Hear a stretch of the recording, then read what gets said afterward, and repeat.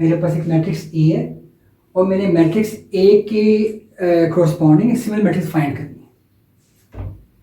So solution मैंने क्या किया कि सोल्यूशन के अंदर कि क्योंकि मेरे पास मैट्रिक्स ए थी और मैंने इसको ऐसे लिखना है कि A is equals to S B S inverse. मैंने बेसिकली मैट्रिक्स बी फाइंड करनी मगर मैंने एस भी फाइंड करना है, तो मैंने बी फाइंड करने से पहले एस को चूज किया। अब एस कोई ऐसी मैट्रिक्स होनी चाहिए, कोई भी ऑर्बिटरी मैट्रिक्स जिसका इन्वर्स निकलता हो। तो मैंने एस को चूज किया कि G S is equals to 1 1 1 minus. Inverse किस मैट्रिक्स का निकलता है? जिसके अंदर लीनियरली इंडिपेंडेंट कॉलम्स होते हैं। इनके कॉलम्स के मल्टीपल ना हो तो लीनियर इंडिपेंडेंट होंगे इस केस के अंदर। तो बेसिकली ये लीनियर इंडिपेंडेंट कॉलम्स है और बेसिकली ऑर्थोगोनल भी है मगर ऑर्थोनॉर्मल नहीं मगर ऑर्थोगोनल भी है। तो मैंने कहा दीजिए जो है ना आपके पास एक एस मैट्रिक्स है जिसका इन्वर्स निकलता है और जो एस का इन्वर्स है ना अगर थोड़ी सी मेहनत करें तो वो क्या निकलेगा। आपने कुछ लेक्चर्स पहले वैसे निकाला था, सो मैं वहीं से लिख रहा हूँ। वो था जी half I think half and minus 1/2। मेरी मेमोरी अच्छी है अभी तक। सो मेरे पास ये एस आ गया, एस इन्वर्स आ गया, मगर मैंने तो मैट्रिक्स बी निकालनी थी। तो मैंने कहा जी ए मेरे पास था is equals to S B S inverse, मगर मैंने बी निकाल ली। तो मेरे पास बी कैसे आएगा कि मैं जो है इस वाले एस इन्वर्स को इस वाले एस को उधर ले जाऊंगा। मेरे पास बनेगा इसका answer S inverse A S. So basically जब ये वाला एस इधर आया तो ये वाला यहाँ इस तरफ आके जो है ना एस बन गया और ये वाला इस तरफ आके एस इन्वर्स बन गया। सो मैंने बेसिकली इसका आंसर निकालना है। अब मुझे एस का भी पता है, मुझे ए का भी पता है और मुझे इस एस का भी पता है। मैं तीनों को मल्टीप्लाई करूंगा और मेरे पास जो है ना बी आ जाएगा। सो एस इन्वर्स मेरे पास क्या है? एस इन्वर्स है 1/2 माइनस 1/2।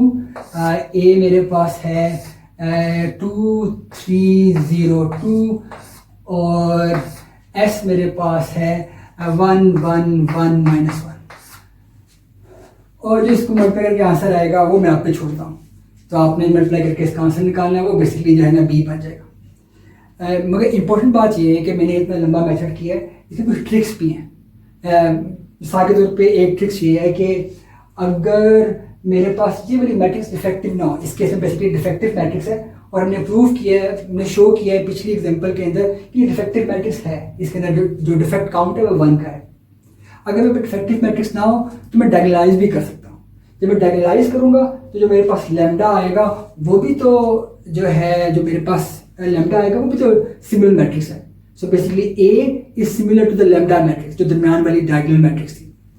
सो एक ट्रिक तो ये है। दूसरा ट्रिक ये है कि मैं इस वाली मैट्रिक्स को ना ट्रांसपोज ले लूँ। सो अगर इस मैट्रिक्स का ट्रांसपोज लूँगा तो मेरे पास क्या आएगा? मेरे पास आएगा ए ट्रांसपोज और ए ट्रांसपोज क्या होता है? वो होगा जी 2 3 0 2। और जो ए ट्रांसपोज है ना इसके अंदर वो सारी प्रॉपर्टीज होल्ड करती है। 3 प्रॉपर्टीज होनी चाहिए। एक प्रॉपर्टी क्या थी कि जो ए का आइगन वेक्टर्स हैं, आइगन वैल्यूज हैं, वो जो है बी की आइगन वैल्यूज होनी चाहिए।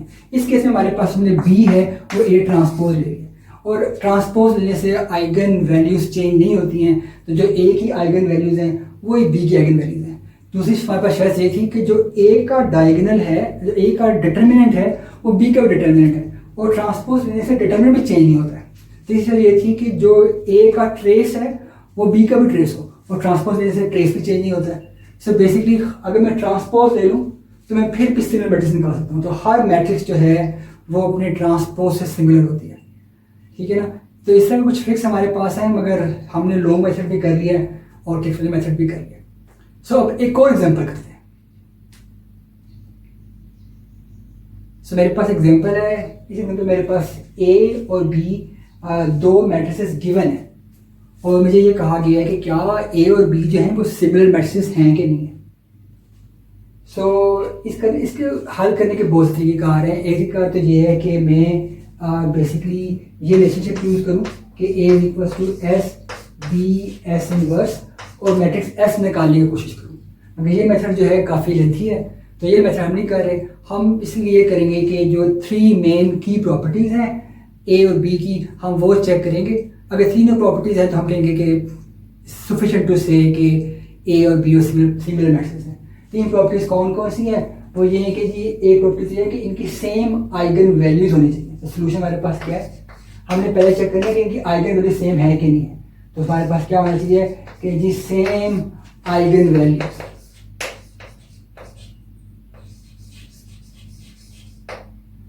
सेकेंड वाले हमारे पास क्या था कि इनका डिटर्मिनेंट सेम होना चाहिए। तो बेसिकली जो ए का डिटर्मिनेंट है वो बी के डिटर्मिनेंट के इक्वल होना चाहिए।